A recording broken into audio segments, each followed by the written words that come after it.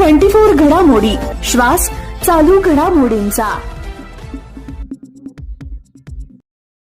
नमस्कार, न्यूज 24 घडामोडीमध्ये आपलं स्वागत आहे। बातमी आहे अयोध्येत होणाऱ्या राम मंदिर लोकार्पण सोहळ्याची।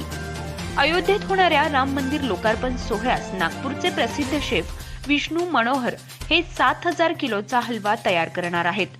श्रीराम प्रभूंना या हलव्याचा भोग दिल्यानंतर 1.5 लाख रामभक्तांना प्रसाद स्वरूपात या हलव्याचे वितरण केले जाणार आहे।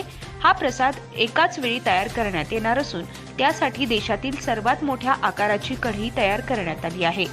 या कढईची गोलाई 15 फूट, उंची 4 फूट आणि वजन 1800 किलो अशी महाशय कढई तयार करण्यात आली आहे। या कढईला उतरवण्यासाठी क्रेनचा वापर करण्यात येणार असल्याची माहिती विष्णू मनोहर यांनी दिली आहे।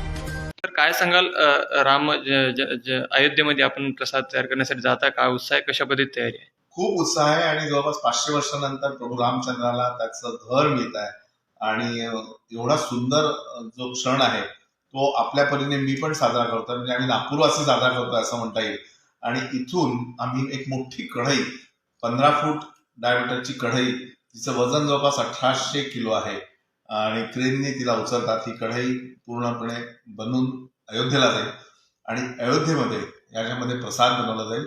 जवळपास 7000 किलो प्रसाद हा तयार होईल आणि त्यासाठी सगळी सामग्री तर तिकडनं मिळणार आहे, पण इथून आम्ही सोजी म्हणजे रवा जो लागणार आहे तो इथून घेऊन जाणार आहे। आणि तुपासाठी आम्ही प्रयत्न करतो की तिरुपती देवस्थान जे आहे तिरुपती, तर तिथून जर काही करता आलं तर तिथून आम्ही तूप मिळवणार आहे। अच्छा, किती भक्तांना या प्रसादाचा लाभ घेता येणार आहे?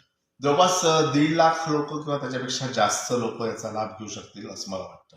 नक्कीच,